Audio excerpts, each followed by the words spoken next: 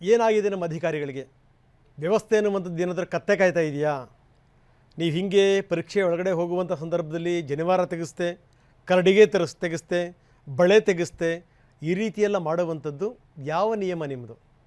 ಯಾವ ನಿಯಮ? ಯಾರು ಹೇಳಿದ್ರು ಇದನ್ನೆಲ್ಲ ಮಾಡಲಿಕ್ಕೆ ನಿಮಗೆ? ಏನಾದರೂ ಅದರಲ್ಲಿ ಏನಾದರೂ ಪಾಯಿಂಟ್ಗಳನ್ನು ನೀವು ನಮೂದಿಸಿದ್ದೀರಾ ನೀವು ಈ ರೀತಿ ಅಂತ? ಹೀಗೆ ಧಾರ್ಮಿಕ ನಂಬಿಕೆಗಳಿಗೆ ನೀವು ಅಪಚಾರ ಮಾಡ್ತಿರಲ್ಲ, ಇದಕ್ಕೆ ಕ್ಷಮೆ ಇದೆಯಾ? ಹೋಗಲಿ, ವಿದ್ಯಾರ್ಥಿಗಳಿಗೆ ಆ ರೀತಿ ಮಾಡಿದಂಥ ಸಂದರ್ಭದಲ್ಲಿ ಒಳಗಡೆ ಹೋಗಿ ವಿದ್ಯಾರ್ಥಿ ಇನ್ನೇನು ಕಡಿದು ಕಟ್ಟೆ ಹಾಕ್ತಾನೆ ಇಷ್ಟೊಂದೆಲ್ಲ ಕಿರಿಕಿರಿ ಆದಮೇಲೆ. ಮಾನ ಮರ್ಯಾದೆ ಬೇಡುವ ಒಂದು ವ್ಯವಸ್ಥೆಗೆ?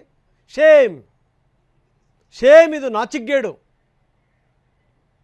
ನಾನು ಶಿಕ್ಷಣ ಸಚಿವರಿಗೆ ನೇರವಾಗಿ ಹೇಳ್ತಾ ಇದ್ದೀನಿ, ಉನ್ನತ ಶಿಕ್ಷಣ ಸಚಿವರಿಗೆ, ಸುಧಾಕರ್ಜಿ ನೀವು ತುಂಬ ಚೆನ್ನಾಗಿ ಕೆಲಸ ಮಾಡ್ತಾಯಿದ್ದೀರಿ, ಅದರಲ್ಲಿ ನಮ್ಮದೇನು ಅಬ್ಜೆಕ್ಷನ್ ಇಲ್ಲ. ಆದರೆ ಈ ರೀತಿ ಈ ಬೆಳವಣಿಗೆಗಳಿದೆಯಲ್ಲ, ಇದಕ್ಕೆ ನೀವು ಕಡಿವಾಣ ಹಾಕಲಿಲ್ಲ ಅಂತಂತಂದರೆ ಸರ್ಕಾರದ ಬಗ್ಗೆ ಜನ ತಪ್ಪು ತಿಳ್ಕೊಳ್ತಾರೆ.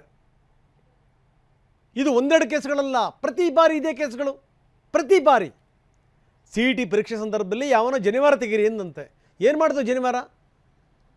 ನಿಮಗೇನಾದರೂ ಭಯ ಇದೆಯಾ? ಜುಟ್ಟಲ್ಲಿ ಹೊಡೆದು ಏನಾದರೂ ಜನಿವಾರದಲ್ಲಿ ಯಾರನ್ನಾದರೂ ನೇಣು ಹಾಕಿಬಿಡ್ತಾರೆ ಅಥವಾ ಇವರೇ ಏನಾದರೂ ಮಾಡ್ಕೊಂಡ್ಬಿಡ್ತಾರೆ ಅನ್ನುವಂಥ ಭಯ ಇದೆಯಾ? ಇದೊಂದು ಕೃಪಾನಿಧಿ ಕಾಲೇಜು, ಇದರ ಲೈಸೆನ್ಸನ್ನು ರದ್ದು ಮಾಡಬೇಕು ಫಸ್ಟು.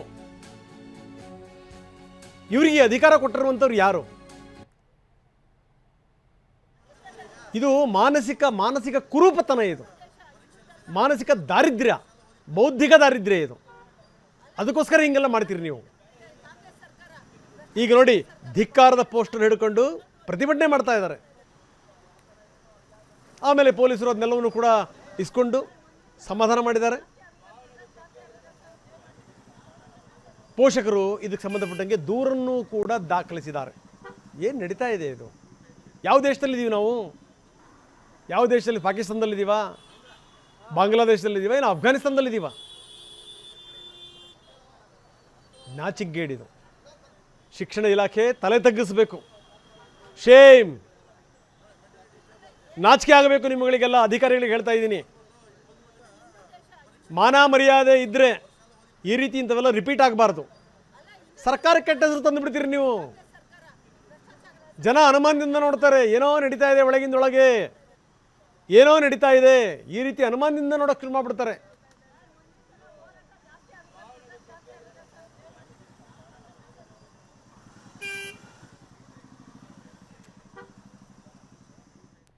ಆಮೇಲೆ ಕೈ ದಾರ ಇತ್ತು, ಅದೆಲ್ಲ ರೂಲ್ಸ್, ರಿಂಗ್ ಎಲ್ಲ ರೂಲ್ಸ್ ಪ್ರಕಾರ ತೆಗಿಬೇಕಿತ್ತು, ತೆಗೆದ್ರು. ಆಮೇಲೆ ಯಾವುದೋ ಅಂಕಲ್ ಫಸ್ಟು ಹಿಂಗೆ ಶರ್ಟ್ ಹಿಂಗೆ ಪೀಕ್ ಮಾಡಿದ್ರು. ಅದು ಆ್ಯಕ್ಚುಲಿ ಪ್ರೈವಸಿ ಮಾಡಬಾರ್ದು, ಬಟ್ ಮಾಡಿದ್ರು. ಮಾಡಿಬಿಟ್ಟು ಜನಿವಾರ ಇತ್ತು. ಸೊ ಅವ್ರು ಕೇಳಿದ್ರು ಇನ್ನೊಬ್ರಿಗೆ ಜನಿವಾರ ಅಲ್ಲೋ ಮಾಡ್ತಾರೆ. ಯಾವುದೋ ಆಂಟಿ ಇದ್ದರು, ಮೇಡಮ್ಮು. ಅವರು ಮೆಟಲ್ ಏನಾದ್ರು ಹಾಕ್ಕೊಂಡಿದ್ಯಾ ಅಂದರು. ಏನೂ ಹಾಕ್ಕೊಂಡಿಲ್ಲ ಅಂದರು. ತೆಗಿ ಅಂದರು. ಜನಿವಾರ ನಾನು ತೆಗಿಯಲ್ಲ, ಇದು ನಮ್ಮದಲ್ಲಿ ಇರಲೇಬೇಕು, ನಾನು ತೆಗಿಯಲ್ಲ ಅಂದೆ. ಸೊ ತೆಗಿ ಅಂದರು. ಏನು ಇರಬಾರ್ದು, ರೂಲ್ಸ್ ಪ್ರಕಾರ ತೆಗಿಬೇಕು ಅಂದರೆ ನನಗೂ ಅದು ಗೊತ್ತಿರಲಿಲ್ಲ. ಸೊ ನಾನು ಒಳಗೆ CET ಒಳಗೆ ಬಿಡಲ್ಲ ಅಂದ್ಕೊಂಡು ನಾನು ತೆಗೆದು ರೂಮ್ ಕಳಿಸಿದ್ರು. ಅಲ್ಲಿ ರೂಮ್ ಒಳಗೆ ಹೋಗಿ ನಾನು ತೆಗ್ದು ವಾಪಸ್ಸು ಬಂದೆ. ಆಮೇಲೆ ಬಂದ್ಬಿಟ್ಟು ಎಕ್ಸಾಮ್, ಫಸ್ಟ್ ಫಿಸಿಕ್ಸ್ ಎಕ್ಸಾಮ್ ಬರೆದೆ. ಮುಗ್ದು ಬರೋಷ್ಟರಲ್ಲಿ ಅಪ್ಪ ಅಮ್ಮಂಗೆ ಹೇಳಿದೆ ಅವಾಗ. ಸೊ ದಟ್ ಅವಾಗ ಎಲ್ಲ ಪೇರೆಂಟ್ಸ್ ಹೋಗಿ ಪ್ರಿನ್ಸಿಪಲ್, ಚೇರ್ಮನ್ ಹತ್ರ ಎಲ್ಲ ಜಗಳ ಆಡಿದ್ರು. ಸೊ ಅವಾಗ ಸರ್ ಇದೇನಂದರೆ, ನೀವು ಹೋದ ವರ್ಷನೇ ಇದು ಜನಿವಾರದ ಪೇಪರೆಲ್ಲ ಬಂದಿತ್ತು, ಕೇಳಿರ್ಬೇಕು. ಹೋದ ವರ್ಷ CET ಟೈಮಲ್ಲಿ.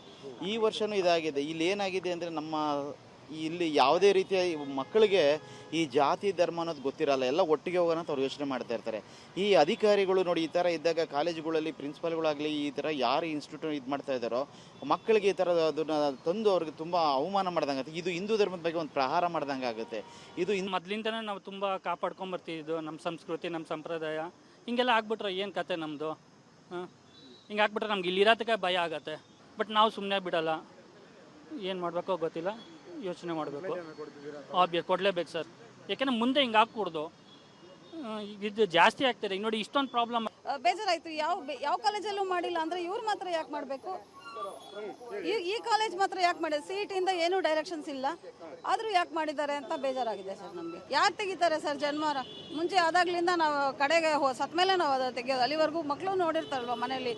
ಒಂದು ಎಕ್ಸಾಮ್ ಮೇಲೆ ಈ ಥರ ಪಬ್ಲಿಕಲ್ಲಿ ಮಕ್ಕಳಿಗೆ ಮಾಡೋದು ಎಷ್ಟು ತುಂಬ ಕಷ್ಟ ಆಗುತ್ತೆ. ನಮ್ಮ BTM ಕ್ಷೇತ್ರ ಇದಕ್ಕೆಲ್ಲ ಅವಕಾಶ ಮಾಡಿಕೊಡೋದಿಲ್ಲ. ಇದೇ ಆಗಿದ್ದು, ಇದು ಫಸ್ಟ್ ಟೈಮ್ ಗೊತ್ತಾಗಿದೆ. ಇನ್ನೊಂದು ಸಲ ಇದೇ ಥರ ಆದರೆ ನಾವು ಸುಮ್ಮನೆ ಇರಲ್ಲ ಸರ್. ನಾವು ನಮ್ಮ ಇದು ತೋರಿಸ್ಬೇಕಾಗುತ್ತೆ, ನಮ್ಮದೇನು ಅನ್ನೋದು, ನಮ್ಮ ಜಾತಿ, ನಮ್ಮ ಧರ್ಮ. ಎಸ್ ಸಚಿವ ಸುಧಾಕರ್ ಅವ್ರನ್ನ ಸಂಪರ್ಕ ಮಾಡ್ತಾ ಇದ್ದೀವಿ, ಅವ್ರ ಜೊತೆಗೆ ಮಾತಾಡ್ತೀವಿ. ಇಲ್ಲಿ ಒಬ್ಬ ಹುಡುಗ ಒಂದು ಮಾತು ಹೇಳಿದ್ದಾನೆ, ತಂದೆ ಸತ್ತರಷ್ಟೇ ಮಾತ್ರ ನಮ್ಮಲ್ಲಿ ಜನಿವಾರ ತೆಗೆಯೋದು. ಆದರೆ ಇವತ್ತು ಪರೀಕ್ಷಾ ಕೇಂದ್ರದಲ್ಲಿ ಜನಿವಾರ ತೆಗೆಸ್ಬಿಟ್ರು. ನಾನು ಪರೀಕ್ಷೆನೇ ಸರಿಯಾಗಿ ಬರೆದಿಲ್ಲ, ಇದಕ್ಕೆ ಯಾರು ಹೊಣೆ? ವಿದ್ಯಾರ್ಥಿ ಕೇಳಿರುವಂಥ ಪ್ರಶ್ನೆ ಇದು. ಅದು ನಾವು ಬ್ರಾಹ್ಮಿನ್ಸ್ ಅಂದರೆ ಜನ್ವಾರದಲ್ಲೇ ಎಲ್ಲ ಇಟ್ಕೊಂಡಿರ್ತೀವಿ, ಅದು ನಮ್ಮ ಪಾರ್ಟ್ ಆಫ್ ಬಾಡಿ ಥರ. ಸೊ ನಾವು ಅದನ್ನು ಯಾವುದೇ ಕಾರಣಕ್ಕೂ ಬಿಚ್ಚಲ್ಲ. ಒಂದು ಪಕ್ಷ ತಂದೆ ತೀರೋದಾಗ ಬಿಚ್ಚೋದು ನಾವು, ಅವಾಗ್ಲೂ ಅರ್ಧ ಬಿಚ್ತೀವಿ ಅಷ್ಟೇ. ಜನ್ವಾರ ಯಾವತ್ತೂ ಬಿಚ್ಚೋದಿಲ್ಲ, ನಮ್ಮ ಬಾಡಿ ಪಾರ್ಟ್ ಥರ ಅದು. ಸೊ ಆ ಥರ ಅದನ್ನೇ ಬಿಚ್ಚಿದ್ದಾರೆ ಅಂದರೆ ಅವ್ರು ಎಂಥ ಪರಿ ಇರ್ತಾರೆ ಅಂತ ಇಮ್ಯಾಜಿನ್ ಮಾಡ್ಕೊಳಕ್ಕೂ ಆಗ್ತಾ ಇಲ್ಲ. ಈ ಸೊಸೈಟಿ ಎಲ್ಲಿ ಹೋಗ್ತಿದೆ ಅಂತ ಗೊತ್ತಾಗ್ತಾ ಇಲ್ಲ. ಹಾಂ, ಅವಾಗಲೂ ತೆಗಿಯಲ್ಲ ಅಂತ ಸೀಕ್ರೆಟ್ ಅದು. ಸೊ ಇವರು ಅದನ್ನು ಬಿಚ್ಚಿ ಮೆಂಟಲಿ ತುಂಬ ಬೇಜಾರಾಯಿತು ಸ್ವಲ್ಪ. ಅಫ್ಕೋರ್ಸ್ ಹಾಗೆ ಆಗುತ್ತೆ. ಅವ್ಳು ರೂಲ್ಸ್ ಇಲ್ಲದೆ ಹೆಂಗೆ ತೆಗಿಯೋಕ್ಕೆ ಸಾಧ್ಯ? ಅವ್ರು ಇಷ್ಟ ಬಂದಂಗೆ ಅವ್ರು ಮಾಡ್ತಿದ್ದಾರೆ. ಕಂಪ್ಲೇಂಟ್ ರೇಸ್ ಮಾಡಬೇಕು, ಆಮೇಲೆ ಇದಕ್ಕೆ ತಕ್ಕ ಆ್ಯಕ್ಷನ್ ತಗೊಳ್ಳೇಬೇಕು. ಇದು ನನಗೆ ಸುಮ್ಮನಂತೂ ಬಿಡೋಕ್ಕಾಗಲ್ಲ. ಇವಾಗ ನಮಗೆ ಮಾಡಿದ್ದಾರೆ, ನೆಕ್ಸ್ಟ್ ಇನ್ನೊಂದು ಸೆಂಟ್ರಿಗೆ ಮಾಡ್ತಾರೆ, ನೆಕ್ಸ್ಟ್ ಕಂಪಲ್ಸರಿ ಮಾಡ್ತಾರೆ. ಮಾಡಲೇಬೇಕು, ತೆಗಿಸ್ಲೇಬೇಕು ಅಂತ ಕಂಪಲ್ಸರಿ ಮಾಡ್ತಾರೆ. ಅವಾಗ ಏನು ಮಾಡೋದು ನಾವು? ಸೊ ಹಂಗೆಲ್ಲ ನಾವು ಇದಕ್ಕೆ ಸುಮ್ಮನೆ ಇರಲ್ಲ, ನಾವು ಆ್ಯಕ್ಷನ್ ತಗೊಂಡೇ ತಗೊಂಡು. ಇದಕ್ಕೆ ಸಂಬಂಧಪಟ್ಟಂಗೆ MC ಸುಧಾಕರ್ ಪ್ರತಿಕ್ರಿಯೆ ಕೊಟ್ಟಿದ್ದಾರೆ. ಜನಿವಾರ ತೆಗೆಸಿದ ನಿಜ ಆದರೆ ಅಧಿಕಾರಿಗಳ ವಿರುದ್ಧ ನಾವು ಕ್ರಮ ತೆಗೆದುಕೊಳ್ತೀವಿ. ಇದು ಸುಧಾಕರ್ ಅವರ ಮಾತು. ಸುಧಾಕರ್ ಅವ್ರನ್ನ ಸಂಪರ್ಕ ಮಾಡೋಕ್ಕೂ ಕೂಡ ನಾವು ಪ್ರಯತ್ನ ಮಾಡ್ತಾ ಇದ್ದೀವಿ. CET ಬರೆಯೋ ವಿದ್ಯಾರ್ಥಿಗಳಿಗೆ ಡ್ರೆಸ್ ಕೋಡ್ ನಿಯಮ ಇದೆ, ಒಪ್ಕೋತೀನಿ. ಆದರೆ ಅಧಿಕಾರಿಗಳು ಒಂದು ತೀರ್ಮಾನಕ್ಕೆ ಬರ್ತಾರೆ. ಆದರೆ ಈ ಜನಿವಾರ ತೆಗೆಸಿದ್ದು ನನಗಾಗಲಿ KEA ಅಧಿಕಾರಿಗಳ ಗಮನಕ್ಕಾಗಲಿ ಬಂದಿಲ್ಲ ಅಂತಾರೆ ಸುಧಾಕರ್. ಒಂದು ವೇಳೆ ಈ ರೀತಿ ಆಗಿದ್ದಿದ್ರೆ ಅಧಿಕಾರಿಗಳು ಸಿಬ್ಬಂದಿ ವಿರುದ್ಧ ಕ್ರಮ ತೆಗೆದುಕೊಳ್ತೀವಿ ಅಂದಿದ್ದಾರೆ ಉನ್ನತ ಶಿಕ್ಷಣ ಸಚಿವ ಸುಧಾಕರ್.